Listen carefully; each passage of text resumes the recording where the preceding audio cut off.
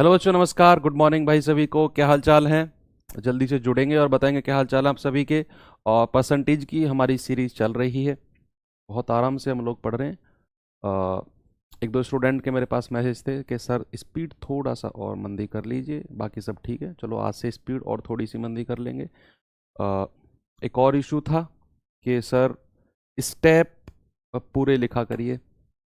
हालांकि स्टेप मैं पूरे लिखता हूँ, चलो आज से मैं पूरी कोशिश करूँगा। एक दो इशू मैं आपके टेलीग्राम में देखता रहता हूँ, है ना, कि टेलीग्राम में क्या इशू चल रहे हैं, उनको सुधारने की मैं पूरी कोशिश करूँगा और आगे से वो दिक्कत आपको नहीं मिलेगी।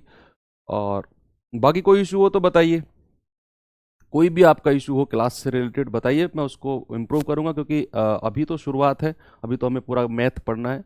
तो वहाँ पे अभी अगर शुरुआत में ही चीज़ें पता चल जाएँ तो बिल्कुल क्लियर रहेंगी, है ना। Good morning, good morning.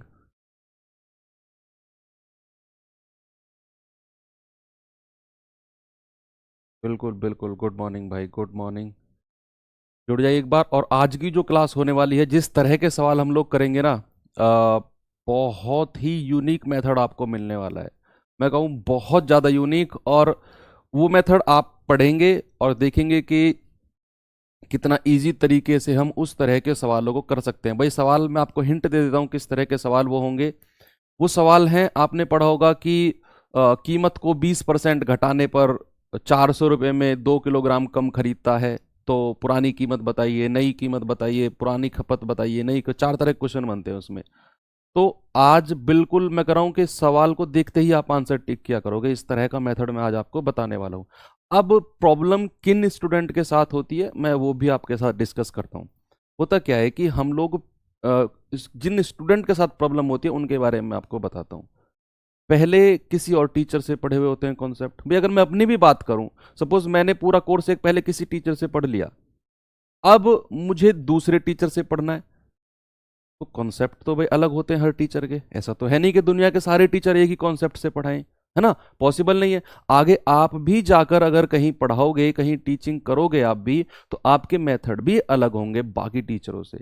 तो वो चीज़ तो कभी सेम हो ही नहीं सकती है, सभी टीचर्स एक ही मेथड से पढ़ाएं। हाँ, इतना जरूर हो सकता है कि आप अपने आप को थोड़ा सा मॉडिफाई करो कि ये मेथड तो मेरा फिक्स है, बाकी ये मेथड मैं थोड़े से इकट्ठे कर लेता हूँ। और जब टीचर चेंज होते हैं तो मुझे पता है कि थोड़ी सी दिक्कत आपको होती है। आपको क्या, सभी को होती है। मेरी आपकी सभी की चैट मेरे पास आती है।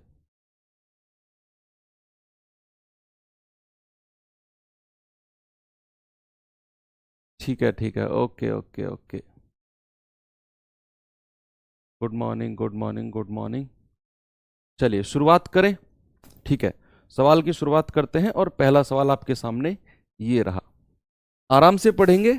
और भाई जो सवाल रेशियो वाले थे कि 10% ऑफ एक्स बराबर 20% ऑफ वाई, तो इतने परसेंट ऑफ एक्स क्या होगा। अब मैंने टेलीग्राम में एक स्टूडेंट का डाउट देखा। वो कह रहे हैं कि सर एक्स वाले मेथड से मत कराओ। क्वेश्चन भी उन्होंने लिखा हुआ था कि सर इन सवालों में एक्स वाले मेथड से। अरे एक्स वाले मेथड से तो मैंने अभी तक एक भी सवाल नहीं कराया। अब मैं आपको बताऊं वो सवाल क्या था जिनके लिए वो स्टूडेंट बोल रहे थे कि सर एक्स वाले मेथड से मत बताओ। सवाल था कि 20% ऑफ एक्स बराबर 30% ऑफ वाई, ऐसे कुछ करके। अरे मेरे भाई, जब सवाल में ही एक्स दिया हुआ है, मैं कैसे उस एक्स को हटा दूं, मुझे एक बात बताओ। जब सवाल ने ही कह दिया, अब मान लो एग्जामिनर भी एक्स बना के देगा, तो क्या आप उस सवाल को अटेंड नहीं करोगे?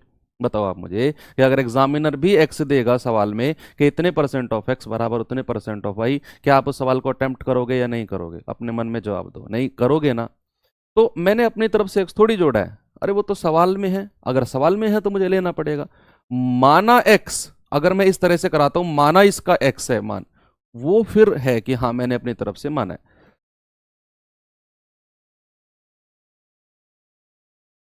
ठीक है, चलिए, बहुत सारे इंप्रूवमेंट आज आपको देखने को मिलेंगे क्लास में। बहुत सारे इंप्रूवमेंट जो पिछली क्लास में शायद आपको लगा हो कि सर ये हमारे थोड़े लेवल से ऊपर जा रहा है। ठीक है, तो चलिए। हाँ बिल्कुल बिल्कुल, बहुत सारे इंप्रूवमेंट आज आपको देखने को मिलेंगे। तो बस आप बिल्कुल तसल्ली से बैठना और आप खुद नोटिस करेंगे बहुत सारे इंप्रूवमेंट। चलिए, ठीक है। यदि एक संख्या x, अब देखो यहां पर x है, एक संख्या x, अब बताओ मानूं या ना मानूं मैं इसको। अब मैं इसको मानूं या नहीं मानूं, माननी पड़ेगी भाई, सवाल ने दे दिया है। यदि एक संख्या x दूसरी संख्या y से 10% कम है और y 125 से 10% अधिक है, तो x किसके बराबर है? भाई सवाल ने एक बात कही है, भाई सवाल ने एक बात कहा है कि यदि एक संख्या, कोई एक संख्या x है, वो y से 10% कम है। बच्चे अगर मैं y का मान आपको बता देता हूं कि y का ये मान है, तो x का मान आप बता दोगे मुझे कैसे? आप कहोगे सर जो x है ना वो y से 10% कम है। अगर मैं y का मान आपके पास रख दूं तो x का मान आप बता दोगे उससे 10% कम करके, है ना। अब y का मान कहां से पता करें? अगली लाइन में उसने कहा है कि जो y है ना, जो y है वो 125 से 10% अधिक है। जो y है वो 125 से 10% अधिक है, तो y का मान तो आप यहां से निकालोगे 125 से 10% अधिक करके, है ना। और जब y का मान आपको मिल जाएगा तो ऊपर वाली लाइन एक बार पढ़िए कि एक संख्या x दूसरी संख्या y से 10% कम है, तो फिर मैं x का मान भी निकाल लूंगा, है ना।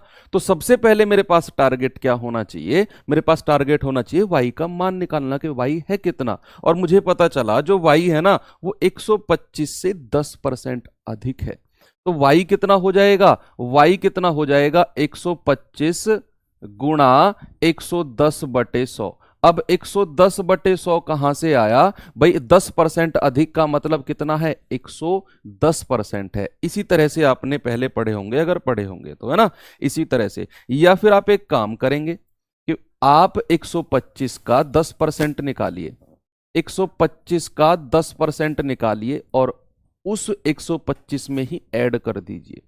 क्यों? क्योंकि y 125 से 10% अधिक है। अगर मैं y 125 का 10% निकालकर इस 125 में जोड़ देता हूं तो मुझे y मिल जाएगा कि नहीं मिलेगा? बिल्कुल मिलेगा। और 10% निकालना तो आपको बहुत ज्यादा अच्छे तरीके से मैंने बताया था। 10% कैसे निकालते हैं? अंत में पॉइंट को उठाकर एक संख्या पहले ले आओ, तो कितना होगा भाई? कितना हो जाएगा? y बराबर कितना हो जाएगा? y बराबर हो जाएगा 12.5। y बराबर कितना हो जाएगा? y बराबर हो जाएगा, सॉरी y बराबर नहीं, 10%। इसका 10% कितना हो जाएगा? इसका 10% हो जाएगा 12.5। 12.5 जो होगा वो 125 का 10% होगा। तो y का मान कितना हो जाएगा? y जो है 125 से 10% अधिक, यानी कि 125 और 10% कितना? 12.5। कितना होगा ये? 137.5। तो y का मान आपको मिल गया, y का मान मिल गया आपको। अब पहली लाइन पे आ जाइए। पहली लाइन क्या कहती है? एक संख्या x दूसरी संख्या y से 10% कम है, तो इससे 10% कम। अब 137.5 का 10% निकालो, 10% निकालकर इसी में से घटा दो, वो x का मान आ जाएगा। तो इसका 10% कैसे निकालते हैं? पॉइंट को उठाकर एक संख्या पीछे ले आओ। भाई 10% यही तो मैंने बताया था कि पॉइंट को उठाओ एक संख्या पीछे ले आओ। तो 10% कितना होगा? 13 पॉइंट इधर आ गया तो 75। अब x बराबर कितना हो जाएगा? इससे 10% कम, 137.5 से 13.75 आप घटाओगे तो कितना आ जाएगा? 123.75। कितना आ जाएगा? 123.75। ऑप्शन नंबर डी आपका बिल्कुल करेक्ट है। ठीक है, एक बार देख लेंगे।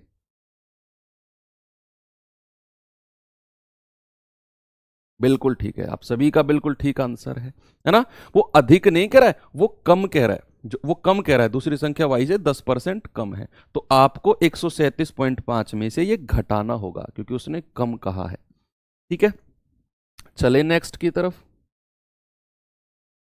चलिए दूसरा तरीका आपको, चलो देख लो। एक बच्चा कह रहा है सर 110 वाले मेथड से करवा दो। चलो ठीक है, देखिए अब सवाल ने कहा, देखो y जो है 125 से 10% अधिक है, तो y कितना हो जाएगा? y हो जाएगा 125 गुणा 110/100। इतना हो जाएगा y, है ना। 125 गुणा 110/100 इतना y हो जाएगा। ठीक है, क्योंकि उसने कहा जो y है 125 से 10% अधिक है, तो वो 110/100 हो जाएगा। इस तरह से आपने बहुत सारे मेथड पढ़े होंगे। चलो मैं इससे भी आपको करा देता हूं। ठीक है, तो 0 से तो 0 खत्म, 11 की गुणा इसमें करेंगे, 11 पंजे 55, हासिल के 5, 11 दूनी 22 और 5 27, हासिल के 2, 11 दूनी 11 एकम 11 और 2 13, और ये बटे 10 था। तो y बराबर कितना आ गया, 137.5। तो y का मान तो देखो डायरेक्ट भी आपने ऐसे निकाल लिया है ना। अब भूल जाओ 12.5 कैसे आया, आप यहां पर देखो y का मान सीधा 137.5 आ गया ना, सीधा आ गया।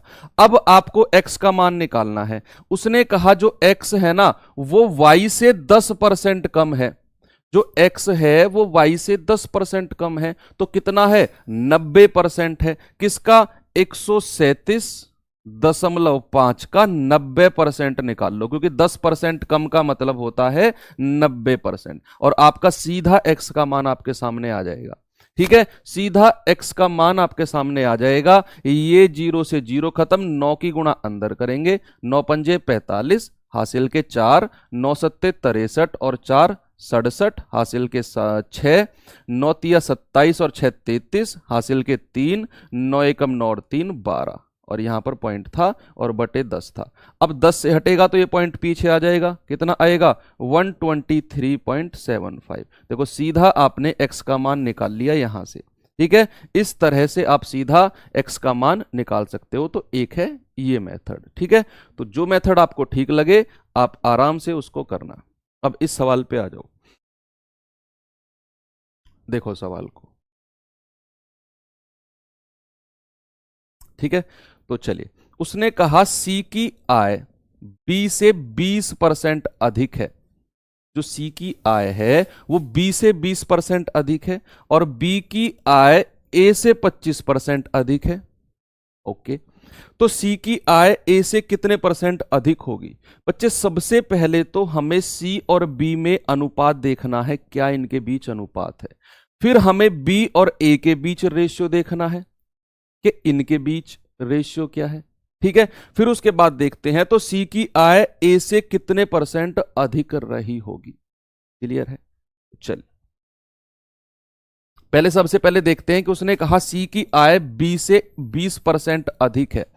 तो अगर मैं C और B में अनुपात देखूं, अगर मैं C और B में अनुपात देखूं, उसने कहा C की आय B से 20% अधिक है। अगर B 100 है तो C कितना है, 20% अधिक, यानी कि C है 120। C कितना है, 20% अधिक, यानी कि 120 है। तो यहां से रेशियो कितना आ गया, 20 पंजे 100 और 20 छिक्के 120। C और B में आपको अनुपात मिल गया 6 और 5। ठीक है, इसको 100 बॉक्स, इसे एक बॉक्स में आप बंद कर दो। फिर उसने कहा B की आय A से 25% अधिक है। तो अब मुझे B और A में अनुपात निकालना है। क्या कहा उसने, B की आय A से 25% अधिक है। बच्चे अगर मैंने A को 100 मान लिया तो B कितना हो जाएगा, 25% अधिक, यानी कि B हो जाएगा 125। तो यहां से अनुपात कितना आ गया, 25 चौके 100 और 25 पंजे 125। तो B और A में हमें अनुपात मिल गया 5 और 4। ठीक है, B और A में हमें रेशियो मिल गया कितना, 5 और 4। अब मुझे चाहिए ABC का रेशियो। अब मेरे पास टारगेट होता है ABC का रेशियो। उसे निकालने से पहले आप एक चीज देखिए, उसे निकालने से पहले आप एक चीज देखिए, B दोनों में कॉमन क्या है, दोनों रेशियो में कॉमन है B। यहां भी B है और यहां भी B है, तो B की वैल्यू तो इक्वल होनी चाहिए दोनों जगह पे। लेकिन यहां पे 5 है और अरे यहां पे भी 5 है, और अगर B की वैल्यू दोनों जगह इक्वल है तो फिर मैं जो रेशियो C का 6 है उसको C के नीचे लिख दूंगा, जो A का 4 है उसको इसके नीचे लिख दूंगा, और B का तो दोनों जगह 5 है, तो ये रेशियो आप 5 लिख देंगे, और ABC का अनुपात आपके सामने आ गया कितना, 4, 5 और 6 आपके सामने अनुपात आ गया ABC का। फिर उसने कहा A से कितने उसने कहा C की आय A से कितने प्रतिशत अधिक है। C की आय, बच्चे देखना, C की आय है 6, A की आय है 4, ये कितना अधिक है, 4 से कितना अधिक है। आप कहेंगे सर ये है 2 अधिक, ये है 2 अधिक। ठीक है, 2 अधिक है और किससे, ए से, बटे 4 और गुणा 100, कितना आ जाएगा, 2 दूनी 4 और 2 से 100 कटेगा, कितना, 50% अधिक है। ऑप्शन नंबर बी आपका बिल्कुल करेक्ट है। ठीक है, 50% अधिक है। जो सी की वे आय है ना, वो ए से कितने परसेंट अधिक है, 50% अधिक है। ठीक है, 50% ये इससे एक्स्ट्रा हो जाएगी, बिल्कुल सही है। चले नेक्स्ट पे बताएंगे।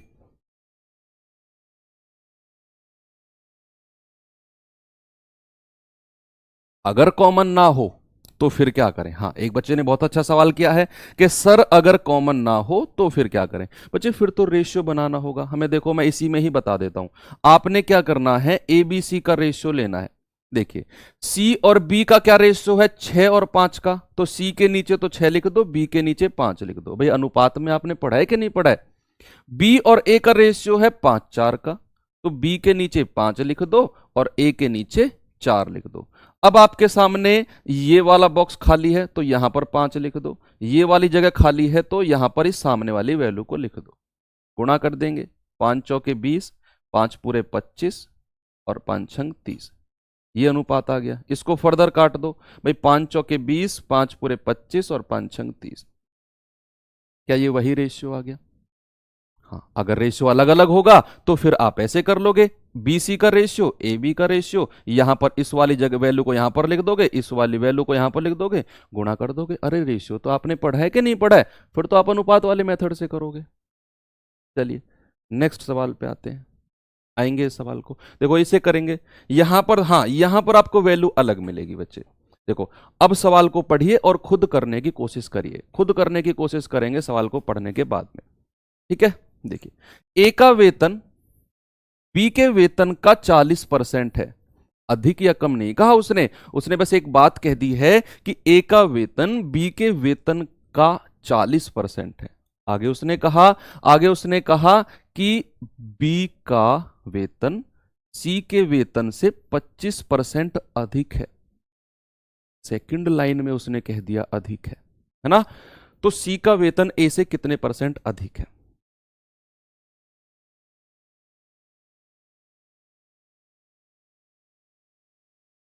सीट वाले सवाल वो थोड़े से डिफरेंट है, वो मैंने ठीक करा दिया है ना, वो ठीक करवा दिए मैंने, आप परेशान मत होइए। चलिए चलिए, उसने कहा ए का वेतन बी के वेतन का 40% है। अब मुझे यहां से ए और बी का रेशियो लेना है, ए और बी का रेशियो लेना है। तो ए का वेतन बी के वेतन का 40% है, तो बी के वेतन का, अगर मैं बी का वेतन 100 मान लेता हूं तो ए का वेतन कितना हो जाएगा, बी के वेतन का 40%।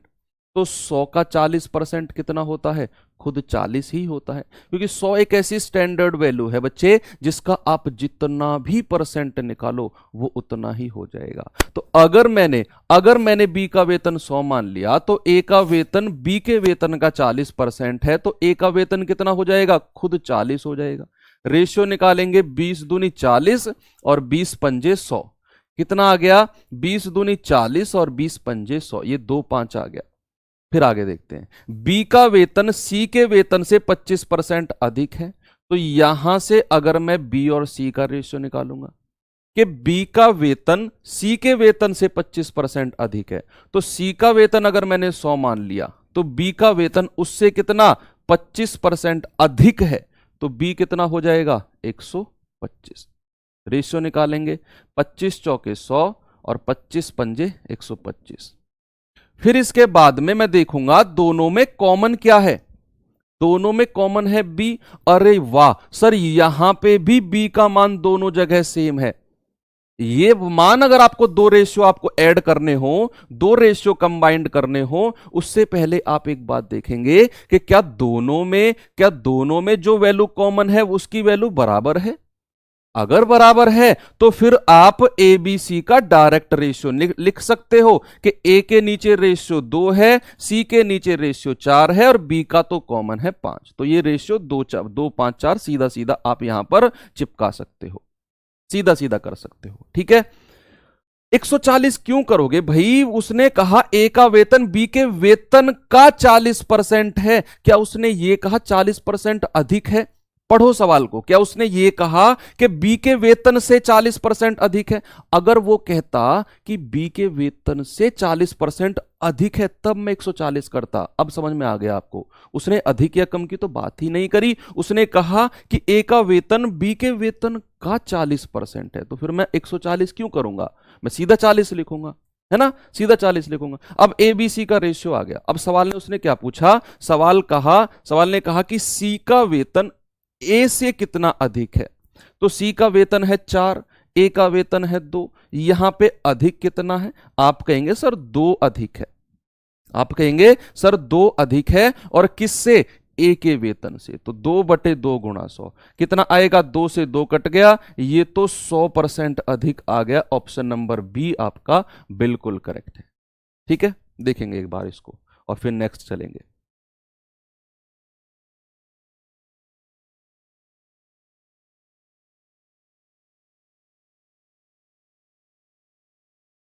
भाई अगर मैं आपसे अलग से कहने लगूं कि बी का बी का 30% है, तो आप ए और बी का रेशियो कैसे निकालोगे? आप बी को 100 मानोगे और ए को क्या 130 करोगे आप? नहीं, उसने कहा ए बी का 30% है, तो ए को आप 30 ही तो करोगे। भाई ए को आप 30 ही तो करोगे। वही तो कह रहा है, ए बी के वेतन का 40% है।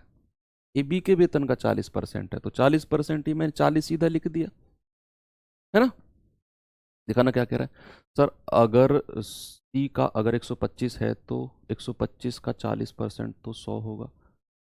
है? क्या बोल रहे हो यार तुम? 125 का 40% 100 होता है? क्या बात कर रहे हो? चलो इस तरह के सवालों पे आ जाओ। अगर मगर पे छोड़ो यार कि अगर ऐसा होगा अगर वैसा होगा। तुम जो सवाल मैं करा रहा हूं उस पर फोकस करो फिलहाल।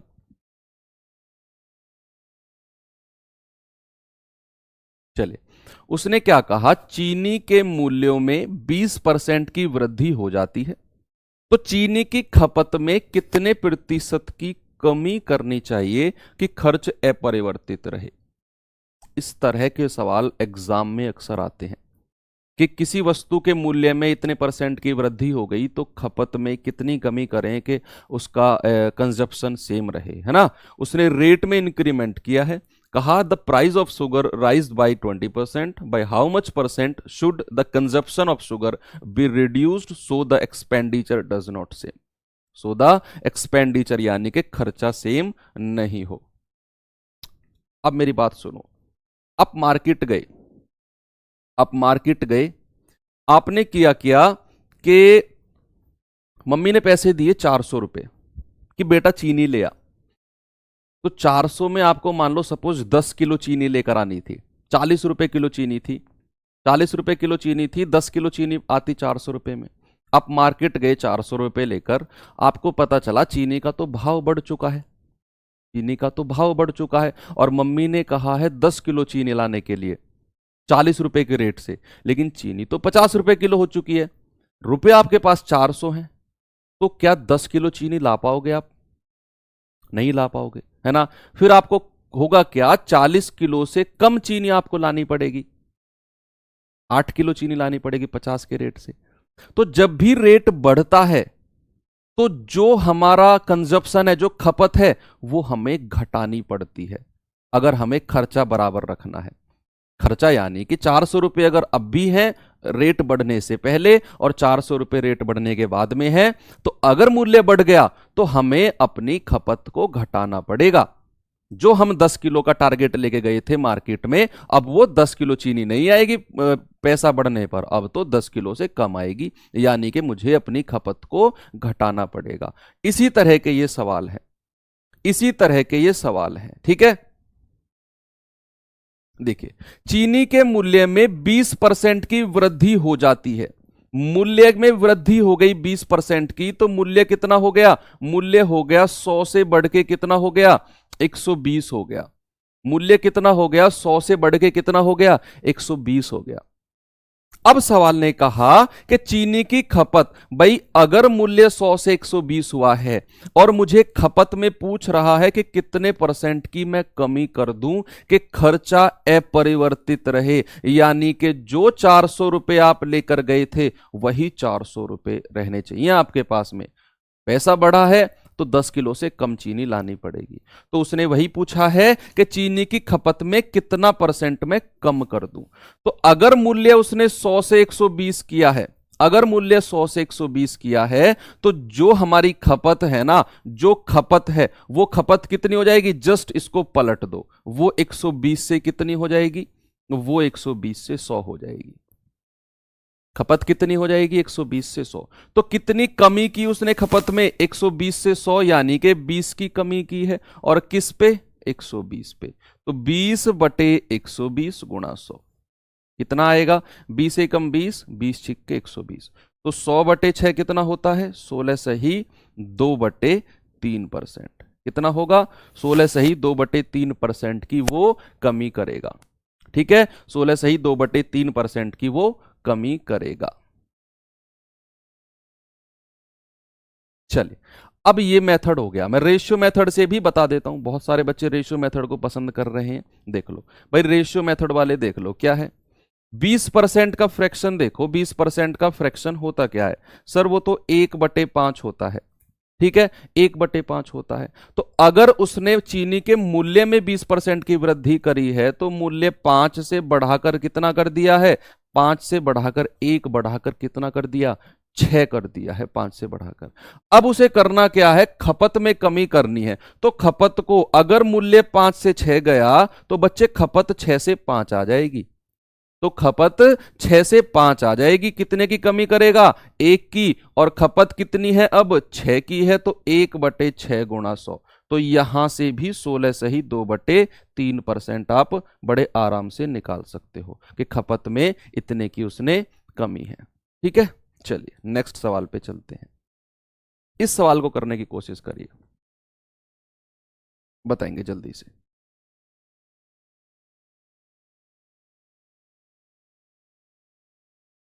वेतन में कितने परसेंट की कमी 20% की वृद्धि को प्रभावहीन कर देगी। वेतन में कितने परसेंट की कमी 20% की वृद्धि को प्रभावहीन कर देगी। ये सवाल वही है, लेकिन इसने लैंग्वेज चेंज कर दिया है। सवाल पीछे, ये सवाल को बदल के मैं पता है क्या कर सकता हूं कि चीनी के मूल्य में 20% की वृद्धि हो गई, तो खपत को कितने परसेंट की कमी करे कि खर्चा बराबर रहे। वही सवाल है, बस लैंग्वेज ये वाला, एक कपड़े बदल दिए। ये मान लो कि सवाल के कपड़े बदल दिए हैं, बस और कुछ नहीं है। शरीर वही है, कपड़े बदल दिए हैं बस। अब आपको सवाल को पहचानना है और सवाल को करना है। सवाल क्या है कि वेतन में कितने परसेंट की कमी 20% की वृद्धि को प्रभावहीन कर देगी। बच्चे 20% का जो फ्रैक्शन है, 20% का जो हमारे पास भिन्न आता है वो आता है 1/5। तो 20% की वृद्धि कितना, 5 से बढ़ा के कितना, 5 से बढ़ा के 6 कर दिया वेतन, है ना। वेतन कितना कर दिया, 5 से बढ़ा के 6। अब वो कह रहा है कितने प्रतिशत की कमी प्रभावहीन कर देगी, यानी कि 5 से उठकर 6 पे अगर वेतन पहुंच गया है तो प्रभावहीन करने के लिए हमें 6 से 5 करना होगा। तो कितने की कमी करनी पड़ी, 1 की कमी। कितने पर, 6 पर, और गुणा 100। ये कितना आ गया, 16 सही 2/3%। कितना आ गया, 16 सही 2/3%। ऑप्शन नंबर बी आपका बिल्कुल करेक्ट है। आ गया सभी का, 16 सही 2/3%। ग्रेट, सभी का यही आया, 16 सही 2/3%। ठीक है, ओके। चलिए, आज मैं आपको इस तरह के सवाल कराऊंगा कि वो सवाल आपके दिलो दिमाग में छप जाएंगे कि वेतन में इतने परसेंट की कमी हो गई तो इतने रुपए में इतना माल कम खरीदता है, इतने केजी कम खरीदता है, इतनी वस्तु कम खरीदता है। एक एक सवाल ना रट जाए आज आपको, लेकिन विश्वास रखना और जो मेथड मैं बताऊं वो अप्लाई करके देखना। उस तरह के सारे सवालों में एक एक सवाल आप कर जाओगे, एक एक सवाल। बताइए सवाल क्या है इसका आंसर। कि यदि भोजन के मूल्य में 10% की वृद्धि हो जाती है तो एक व्यक्ति अपनी खपत में कितने प्रतिशत की कटौती करे कि खर्च ना बढ़े। देखो सेम सवाल है, बस कपड़े चेंज कर रहा है सवाल के कपड़े चेंज कर रहा है, बाकी बॉडी वही है सवाल की। कि उसने कहा मूल्य में 10% की वृद्धि हो गई तो व्यक्ति अपनी खपत में कितने परसेंट की कटौती करे कि खर्च ना बढ़े। वही सवाल है सेम। जल्दी से आप सभी मुझे आंसर बता दीजिए क्या होगा। आप सभी मुझे आंसर बता दीजिए क्या होगा। देखो हाँ 6 से 5, 5 से 6 क्यों करते हैं मैं आपको अभी बताऊंगा, रुको इसमें क्लियर कर दूंगा। भोजन के मूल्य में 10% की वृद्धि हो गई बच्चे, 10% का जो फ्रैक्शन होता है वो होता है 1/10। ठीक है, तो अगर मूल्य में कितने 10% की वृद्धि हुई है तो मूल्य कितना हो गया, 10 से बढ़ के कितना हो गया, 11 हो गया। तो उसने कहा खपत में कितने प्रतिशत की कटौती करे कि खर्च ना बढ़े। बच्चे खपत क्या हो जाएगी, खर्च सेम रखने के लिए अगर मूल्य 10 से 11 हुआ है तो खपत क्या हो जाएगी, 11 से 10। अब एक स्टूडेंट ने कहा कि सर हम ये उलटते क्यों हैं, हम इसको पलटते क्यों हैं। बच्चे देखना, हमें करना क्या है, हमें जो खर्चा है ना वो समान रखना है, खर्चा ना बढ़े, यानी कि जो खर्चा शुरू में था वही रहे। बच्चे जब आप मूल्य को 10 से 11 कर रहे हो तो खपत 11 से 10 हम करते हैं क्यों, पलटते क्यों हैं, क्योंकि भाई जब आप इन दोनों को गुणा करोगे तो खर्च पहले भी 110 था और बाद में भी 110 ही आएगा। खर्चा क्या बदला, खर्चा बदला क्या, कभी नहीं बदला, है ना, खर्चा कभी नहीं बदला। ऐसे यहां पर देख लो 6 पंजे 30, खर्चा पहले भी 30 था, 6 पंजे 30, खर्चा बाद में भी 30 है। ऐसे यहां पर देख लो, इन दोनों को गुणा कर लो कि कितना आएगा भाई, कहां पर इन दोनों गुणा करोगे 100 गुणा 120, पहले भी खर्चा, 120 गुणा 100 बाद में भी उतना ही खर्चा। तो खर्चा ना बढ़े इसीलिए मैं चीजों को पलटता हूं। ठीक है, तो अब खपत को 11 से 10 कर दिया, कितने की कमी करी खपत में, 1 की, और कितने पर, 11 पर। तो 1/11 गुणा 100 क्या होता है, ये तो 11 से ही 9 से ही 1/11% होता है। ऑप्शन नंबर ए आपका बिल्कुल करेक्ट है।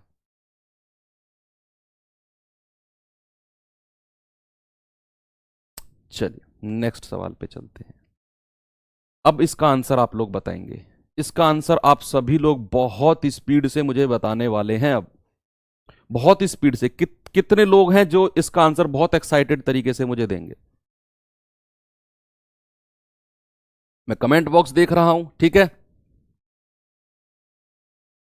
चलिए क्या है, किसी वस्तु के मूल्य में 10% की कमी आ जाती है तो पहले के मूल्य को बनाए रखने के लिए नए मूल्य में कितने परसेंट की वृद्धि हो, नए मूल्य में कितने प्रतिशत की वृद्धि करनी होगी। बच्चे देखना, किसी वस्तु के मूल्य में 10% की कमी आ गई तो 10% का जो फ्रैक्शन है वो कितना होता है, 1/10।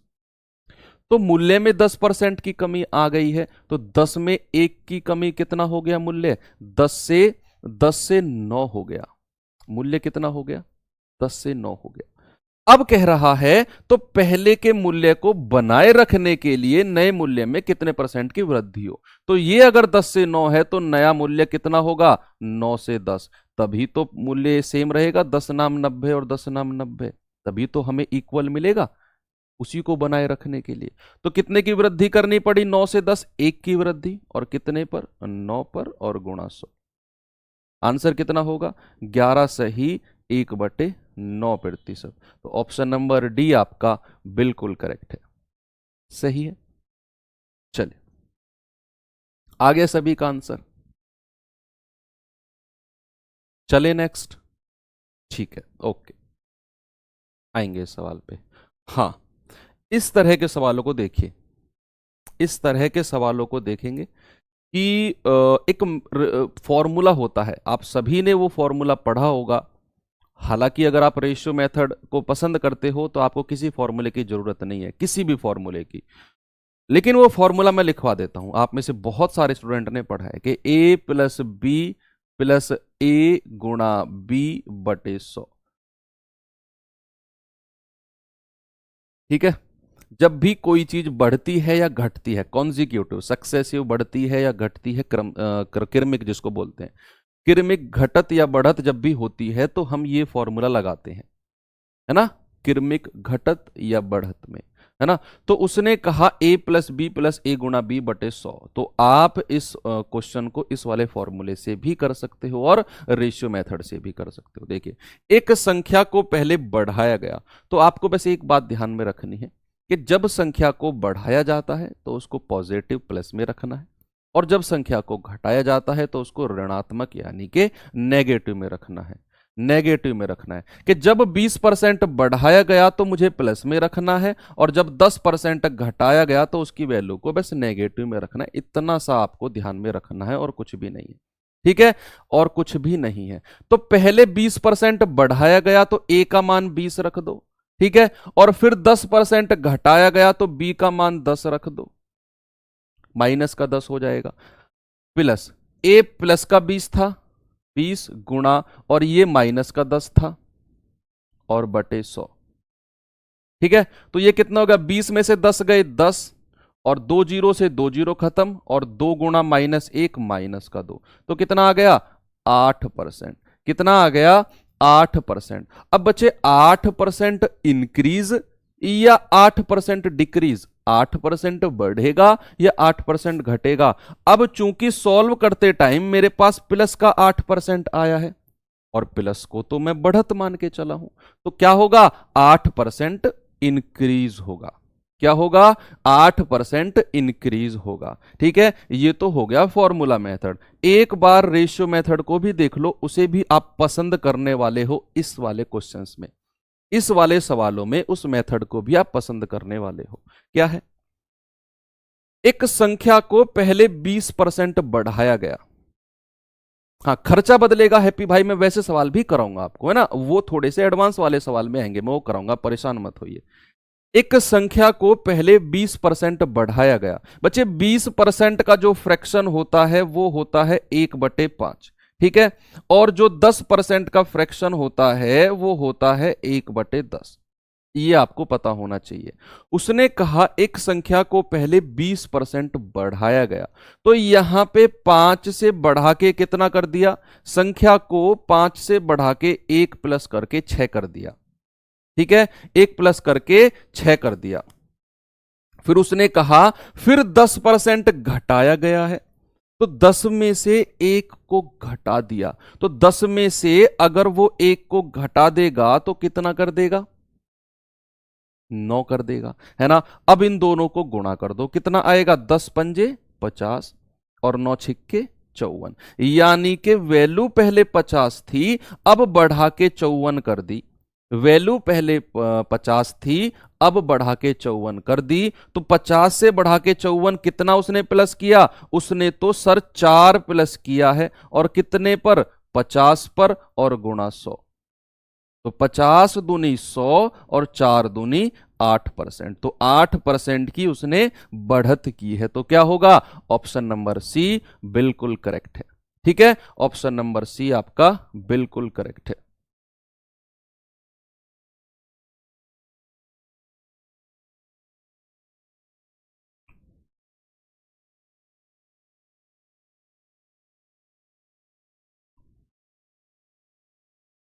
कैसे क्वेश्चन एग्जाम में आते हैं कैसे नहीं आते हैं वो मुझे डिसाइड करने दीजिए, मुझे पढ़ाने दीजिए। जो सवाल मैं करा रहा हूं उस पर फोकस रखिए बच्चे, क्योंकि रटक गई तो खामा खा ब्लॉक हो जाओगे, कुछ फायदा है, फिर किसी भी क्लास में कमेंट नहीं कर पाओगे। तो ऐसा मत करो प्लीज, ऐसा मत करो, है ना, ऐसा मत करो कि जिससे मास्टर का सटक जाए और हमें ब्लॉक कर दे, फिर हम किसी भी क्लास में कमेंट ना कर पाए। क्वेश्चन पे फोकस रखो, क्वेश्चन से रिलेटेड कुछ ऐसा कमेंट, वो आपको भी पता है कि हमारे इस कमेंट से टीचर हाइपर हो सकता है, आपको पता है 100%, सबको पता होता है कि मेरे इस कमेंट से टीचर हाइपर हो सकता है, और टीचर हाइपर होगा तो फिर आप ब्लॉक हो जाओगे, ब्लॉक होगे तो किसी भी क्लास में कमेंट नहीं कर पाओगे। तो please I request you, question पे फोकस रखिए। किसी वस्तु पर लगाए गए कर में 10% की कमी हो जाती है, ओके, 10% की कमी हो गई। उसने कहा इसकी खपत में 10% की बढ़ोतरी हो जाती है, तो इस वस्तु पर होने वाली आय में प्रतिशत परिवर्तन ज्ञात करो, क्या होगा, प्रतिशत परिवर्तन क्या करो, ज्ञात करो क्या होगा। देखिए क्या करते हैं सवाल में कि किसी वस्तु पर लगाए गए कर में 10% की कमी आ गई, 10% की कमी आ गई। बच्चे 10%, 10% का जो फ्रैक्शन होता है वो होता है 1/10। क्या होता है? वो होता है 1/10। तो अगर 10% की कमी आ जाती है तो क्या होगी वैल्यू? 10 से घटकर कितनी हो गई? 10 से घटकर वैल्यू हो गई 9। उसने कहा इसकी खपत 10% बढ़ जाती है। तो जो अब खपत है वो कितनी हो गई? 10 से 1 प्लस हो गई, कितनी हो गई? 11 हो गई। भाई खपत बढ़ गई है। तो अब जो आय है इन दोनों को गुणा करेंगे, 10 गुणा 10 100, इन दोनों को गुणा करेंगे 11 गुणा 9 99। अब जो आय है वो कितनी हो गई? जो इनकम है वो 100 से घटकर 99 हो गई है। तो कितनी कमी हुई है? 1 की। और कितने पर? 100 पर। और गुणा 100। तो क्या हो गया? आप कहेंगे सर 1% की घटत हुई है, यानी कि 1% की डिक्रीज हुई है। ऑप्शन नंबर सी आपका बिल्कुल करेक्ट आंसर हो जाएगा। ठीक है, ऑप्शन नंबर सी आपका बिल्कुल करेक्ट हो जाएगा। आप उस मेथड में भी लगा लेना, a प्लस बी प्लस ए गुणा बी बटे 100। ठीक है, आपका आंसर यही आने वाला है। माइनस का 1%, -1 आएगा आपका आंसर। और -1 का मतलब, माइनस का मतलब होता है कमी होना, और -1 का मतलब कि 1% की कमी आएगी। ठीक है, 1% की कमी आएगी। एक क्वेश्चन को करने के बच्चे बहुत सारे तरीके हो सकते हैं, तो आप प्लीज ये मत कहिएगा सर ऐसे भी कर सकते हैं वैसे भी कर सकते हैं। मैं एक सवाल को 8-8 मेथड से करा सकता हूं, लेकिन कोई फायदा उसमें नहीं है। एक दो मेथड पढ़िए, उनको अपने दिमाग में सेट रखिए, दैट्स इट। ठीक है, चलिए सवाल पे देखेंगे। क्या है कि एक वस्तु की कीमत में लगातार 2 बार, देखो जब भी लगातार वाला केस आ जाए ना, आपको वही फॉर्मूला दिमाग में रहना चाहिए कि a प्लस बी प्लस ए गुणा बी बटे 100। बस क्लियर हो जाएगा आपको। क्या है सवाल में? देखिए, पुनः वस्तु की आरंभिक कीमत प्राप्त करने के लिए बढ़ी हुई कीमत में कितने % की कमी करनी होगी? बताएंगे जल्दी से। देखा ना ऊपर थोड़ा सा।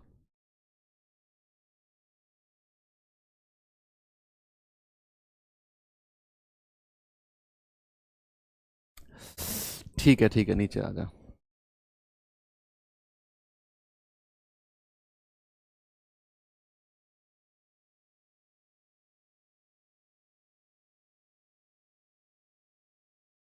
कॉपी नहीं कर पा रहे हैं बच्चे? अभिषेक भाई आप थोड़ा सा क्लास को देखिए, उसके बाद कॉपी करने की कोशिश करिए। क्लास 1 घंटे की होती है, इसमें फिर मैं 5-6 सवाल ही करा पाऊंगा, और अगर मैं कम सवाल करा पाऊंगा बच्चे फिर उसमें आपका नुकसान है। आपको कॉपी करने का टाइम भी अगर मैं दूंगा पूरे सवाल को, फिर पूरे सॉल्यूशन को, वो फिर दिक्कत है। आप समझिए मेरी बात को। मैं 4-5 सवाल एक क्लास में करा पाऊंगा, परसेंटेज खत्म होगा 15 क्लास में जाके। 15 क्लास में परसेंटेज खत्म होगा। क्या आप 15 क्लास तक परसेंटेज पढ़ेंगे? बताइए, एक सवाल परसेंटेज का आएगा 20 में से। 15 क्लास में खत्म करेंगे क्या एक सवाल को? नहीं ना। तो आप क्लास के बाद करेंगे उसे, है ना। तो उसके आपको वैसे भी तो आपको नोट्स भी मिल जाते हैं, नोट्स में देख लीजिए। देखिए, उसने क्या कहा, एक वस्तु की कीमत लगातार 10% की वृद्धि हो गई है, तो पुनः वस्तु की आरंभिक कीमत को प्राप्त करने के लिए बढ़ी हुई कीमत। देखो ये सवाल बहुत इंपॉर्टेंट है, ये सवाल बहुत ही ज्यादा इंपॉर्टेंट है, बहुत ज्यादा इंपॉर्टेंट है। देखिए, उसने कहा एक वस्तु की कीमत लगातार 10% की 2 बार वृद्धि हुई है, तो 10% को अगर मैं फ्रैक्शन में लिखता हूं तो 1/10 लिखता हूं, 1/10 लिखता हूं। ठीक है, उसने कहा कि 10% की वृद्धि हुई है 2 बार, तो एक बार तो 10 से बढ़ाकर कितना कर दिया? 11 कर दिया। और दूसरी बार भी 10% की वृद्धि हुई है, तो दूसरी बार भी 10 से बढ़ के कितना हो गया? 11 हो गया। तो पुरानी कीमत कितनी है? 10 की 10 में गुणा करेंगे 100, और नई कीमत कितनी है? 11 की 11 में करेंगे तो 121। अब सवाल भाई साहब ने कहा कि पुनः वस्तु की आरंभिक कीमत को प्राप्त करने के लिए बढ़ी हुई कीमत में कितने % की हम कमी कर दें। तो मेरे पास जो नई कीमत है वो तो 121 है, और जो पुरानी कीमत है वो 100 है। तो अब मैं 121 में कितने की कमी कर दूं, ये सवाल ने कहा है।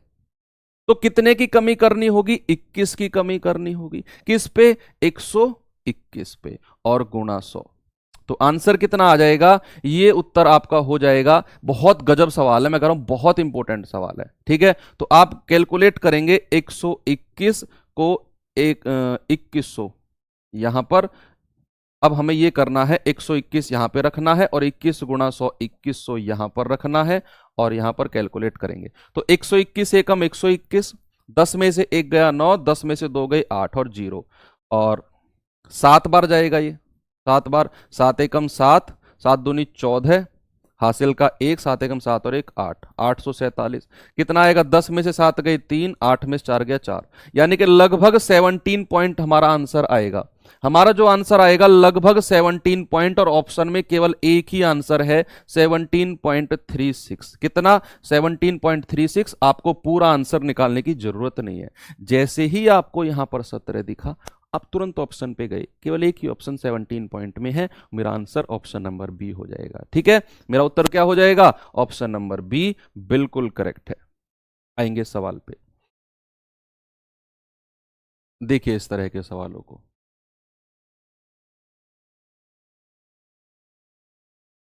जल्दी से बताएंगे क्या आंसर होगा इसका।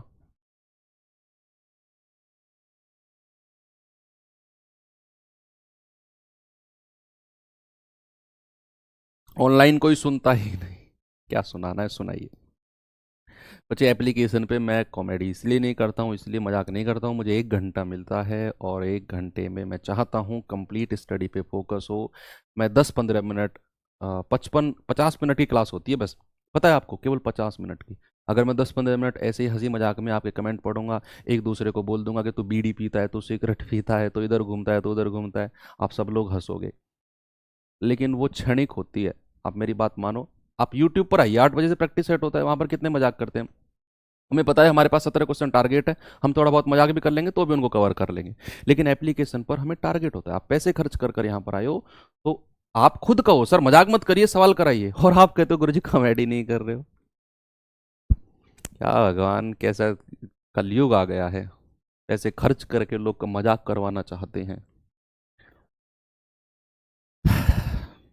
चलिए, स्ट्रेंज। एक संख्या को पहले 10% घटाया जाता है और फिर 10% बढ़ा दिया जाता है, तो प्राप्त संख्या वास्तविक से 50 कम है।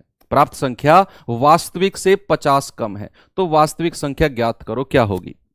देखिए सवाल को, क्या है, एक संख्या को पहले 10% घटाया गया। बच्चे 10% का जो फ्रैक्शन होता है वो होता है 1/10, 10/100 है ना, 10/100। उसने कहा कि पहले 10% घटाया गया है, तो पहले क्या कर दिया उसने, 10 से घटाकर कितना कर दिया, उसने 9 कर दिया, उसने 9 कर दिया। उसने कह दिया कि फिर 10% बढ़ा दिया गया, तो इस बार 10 में 1 बढ़ा के कितना कर देगा, 11 कर देगा। तो आप इनको गुणा करो, 10 की 10 में गुणा करेंगे 100, 9 की 11 में करेंगे तो 99। यानी कि पहली जो मूल्य था वो 100 था, और बच्चे जो नया मूल्य है वो कितना है, 99 है। तो सवाल ने कहा कि वास्तविक संख्या से 50 कम है नई संख्या। तो वास्तविक संख्या 100 थी, नई संख्या मेरी 99 है, तो कितनी कम है। आप कहेंगे सर 1 कम है, और इसका मान कितना होगा, इसका मान 50 हो जाएगा। सवाल ने यही तो कहा 50 कम है, तो हमें वास्तविक संख्या बतानी है। तो वास्तविक संख्या तो 100 यूनिट थी, 1 यूनिट का मान अगर 50 है तो 100 यूनिट का मान क्या होगा, 50 गुणा 100, कितना हो जाएगा, ये हो जाएगा 5000। कितना हो जाएगा, 5000। ऑप्शन नंबर बी आपका बिल्कुल करेक्ट है। ठीक है, ऑप्शन नंबर बी आपका बिल्कुल करेक्ट आंसर है। बच्चे जिंदगी मजाक में निकल जाएगी, मैं आपको ये बता रहा हूं, सुनो, मजाक मजाक मजाक मजाक हर टाइम नहीं होता है। कुछ उम्मीदें भी जुड़ी होती हैं घर वालों की, सोचिए उस बारे में, कुछ उम्मीदें भी जुड़ी होती हैं। आप में से एक भी स्टूडेंट ऐसा नहीं होगा, एक सिंगल स्टूडेंट ऐसा नहीं होगा जिसको ताना ना मिला हो, घर वालों से हो, पड़ोसियों से हो, रिश्तेदारों से हो, जिसको ये सुनने को ना मिला हो, अबे हुआ कहीं सिलेक्शन। अगर आप पुराने हो, अगर आप नए हो, तो अब सुनना स्टार्ट हो जाएगा। आप अगर आप नए स्टूडेंट हो ना इस फील्ड में, रुक जाओ 6 महीने, तब देख लेना। तो बढ़िया है कि आप उससे पहले ही सिलेक्शन ले लो। देखो, हाँ, इस तरह के सवालों में मैं आपको 1-2 सवाल कराऊंगा, बाकी इस तरह के सवाल कल करेंगे हम। अब 1-2 सवाल आपको मैं इसलिए कराऊंगा ताकि आप बुक से प्रैक्टिस कर सको, और मैं प्रैक्टिस सेट में भी डलवाऊंगा, ठीक है, वर्कशीट में। तो इस तरह के सवाल देखना, और जो मेथड मैं आपको बताने वाला हूं ना बच्चे, आपने अब से पहले कुछ भी मेथड पढ़ा हो, दुनिया का कोई भी मेथड पढ़ा हो, 1 मिनट के लिए मेथड देख लेना और फिर डिसाइड करना हमें कौन सा मेथड से सवाल करने हैं।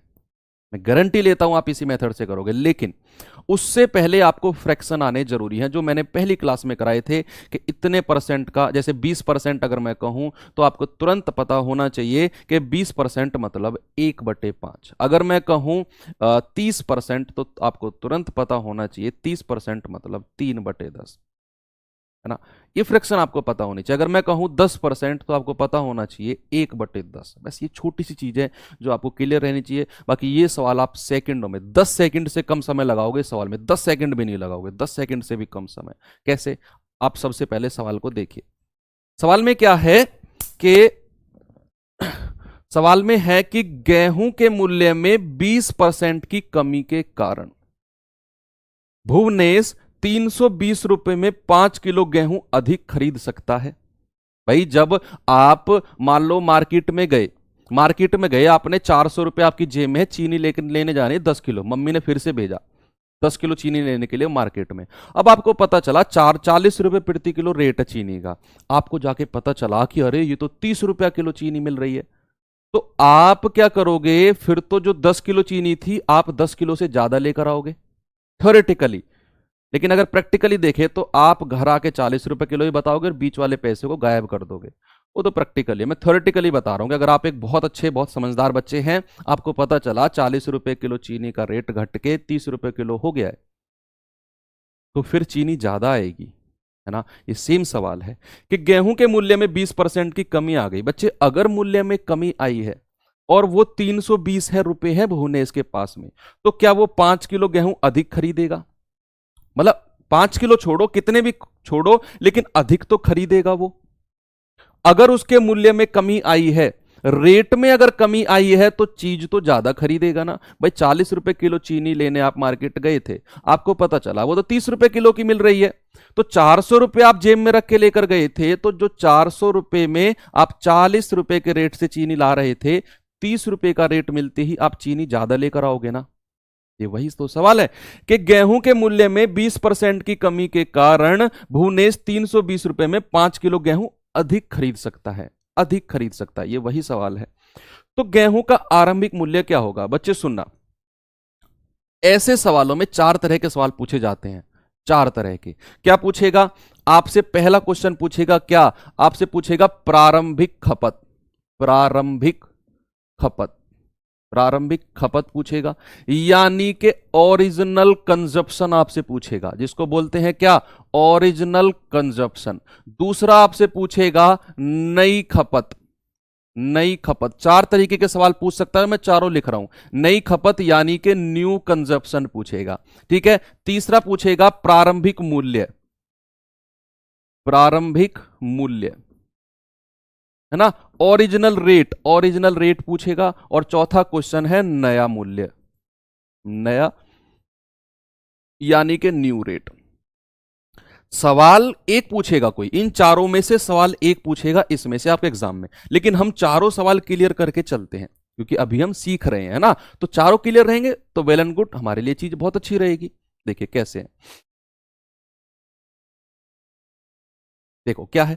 गेहूं के मूल्य में 20% की कमी के कारण भुवनेश 320 रुपए में 5 किलो गेहूं अधिक खरीदता है। मेरी बात सुनना बच्चे, भुवनेश के पास में पैसे 320 ही है, पैसे भुवनेश मार्केट 320 ही लेकर गया है। आप तो 400 रुपए लेकर गए थे, भुवनेश भी अपने घर से 320 रुपए लेकर गया गेहूं लेने के लिए। लेकिन भुवनेश को पता चला कि भाई 20% की कमी हुई है मूल्य में, तो इसीलिए मैं 5 किलो गेहूं अधिक ले रहा हूं। पैसे थोड़ी बदले भाई, 320 के 320 उसकी जेब में रुपए रखे हुए हैं।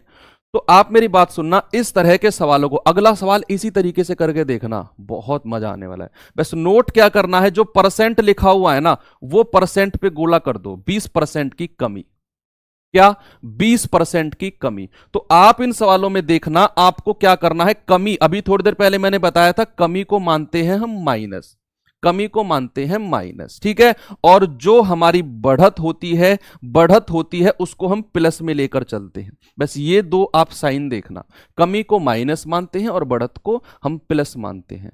तो अगर उसने कहा 20% की कमी, तो बच्चे 20% की कमी, 20% का जो फ्रैक्शन होता है वो 1/5 होता है। 20% का जो फ्रैक्शन होगा वो 1/5 होगा। और यहां पर कमी कह रहा है तो -1/5 कर दो। मैं फिर से रिपीट करता हूं, सुनना।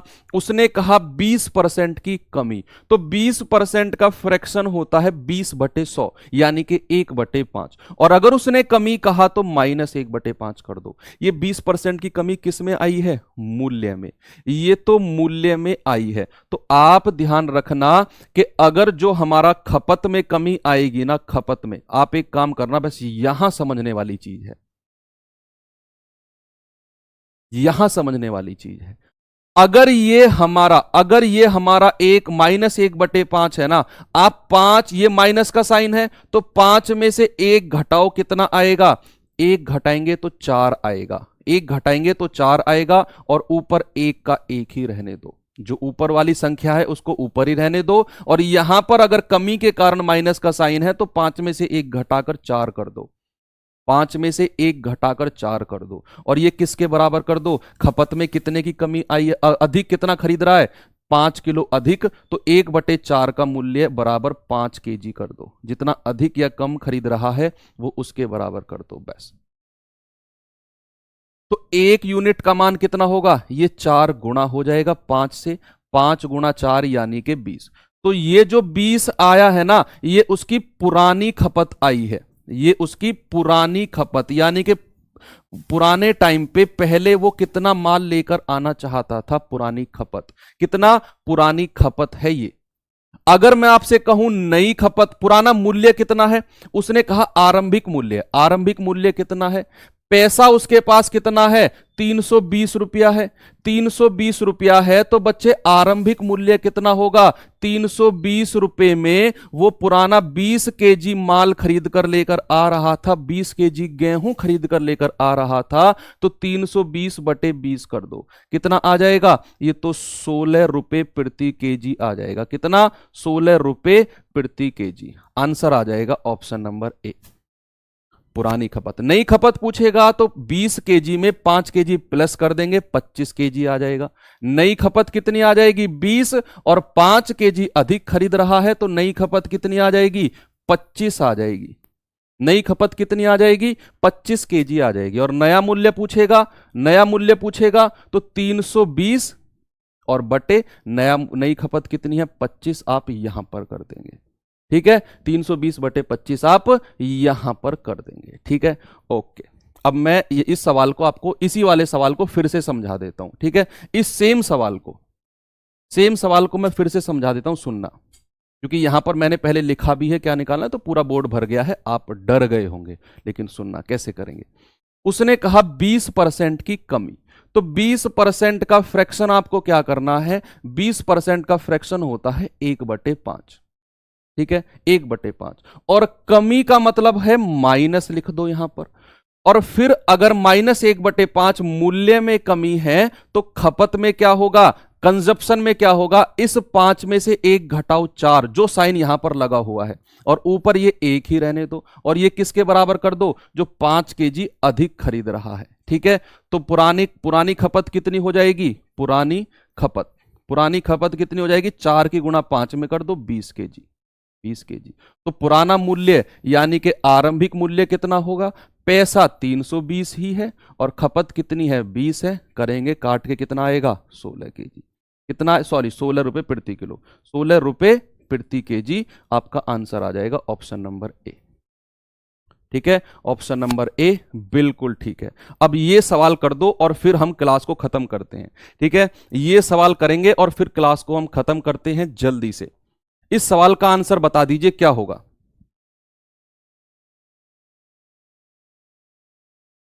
बहुत मजा आएगा अब इस सवाल को। देखिए, हम कोई नया मेथड पढ़ते हैं तो दिमाग में एक बार में थोड़ी सी दिक्कत करता है, लेकिन मैं 5-6 सवाल लेकर आया हूं ऐसे। बाकी सवाल मैं कल कराऊंगा, आप बुक से ट्राई करना। क्या है? उसने कहा चीनी की कीमत में 20% की कमी आ जाती है, एक व्यक्ति अब 36 रुपए में 500 ग्राम चीनी अधिक खरीद सकता है।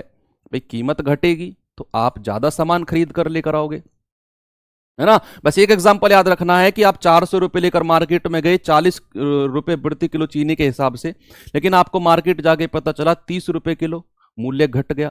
तो बच्चे अगर मूल्य घट गया तो आप चीनी को ज्यादा खरीद कर लाओगे। बस ये कॉन्सेप्ट, ये वाला जो एग्जांपल ध्यान में रखना, इस तरह के सवाल आप समझ जाओगे क्या हो रहा है इन सवालों में।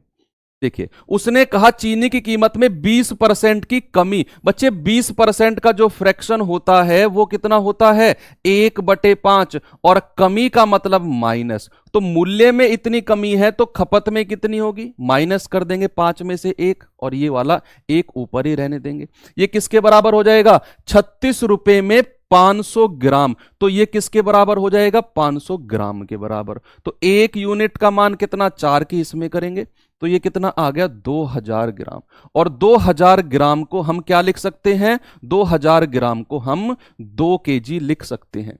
2000 ग्राम को हम 2 केजी लिख सकते हैं, यानी कि वो उसका पहला कितना खरीद कर, प्रारंभ में कितना मूल्य खपत थी उसकी, ये प्रारंभिक खपत है, प्रारंभिक खपत, इसको बोलते हैं ओरिजिनल कंजप्शन। उसने कहा आरंभिक कीमत, तो आरंभिक कीमत के लिए उसके पास 36 रुपए हैं और कितनी खपत है, 2, 36/2 कितना, 18 रुपए प्रति kilo. Answer option number B, ठीक है, आंसर ऑप्शन नंबर बी। इस तरह से आप ट्राई करना, इस तरह से आप ट्राई करना। अगर वो कहे नया मूल्य, हो सकता है सवाल में नई कीमत पूछे, तो नई कीमत के लिए आपको करना क्या है, जो ये ओरिजिनल कंजप्शन है ना, इसमें इसको जोड़ देंगे 500 ग्राम को, तो ये 2.5 किलो हो जाएगी नई कीमत। तो नया मूल्य कितना होगा, 36/2.5, बस, ठीक है, वो हम कल भी देखेंगे।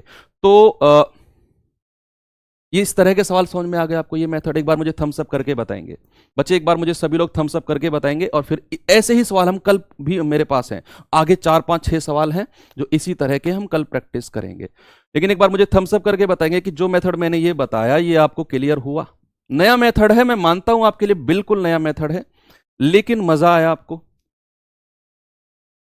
बस आंखों पे पट्टी नहीं रखनी है यार, कि इसको तो हमें देखना ही नहीं है मास्टर को। ये पट्टी अगर आपने रख ली तो फिर दुनिया का कोई भी मास्टर आपको नहीं पढ़ा पाएगा, मैं तो क्या, कोई भी नहीं पढ़ा पाएगा। लेकिन विश्वास अगर है तो ही आप पढ़ पाओगे बच्चे, अगर नहीं है तो फिर मैं कुछ नहीं कर पाऊंगा उसमें। मैं अपना 100% तो क्या 400% देने के लिए तैयार हूं, लेकिन आप हिम्मत तो करिए। तो ठीक है, मिलते हैं कल क्लास में, तब तक के लिए थैंक यू, बाय बाय, जय हिंद।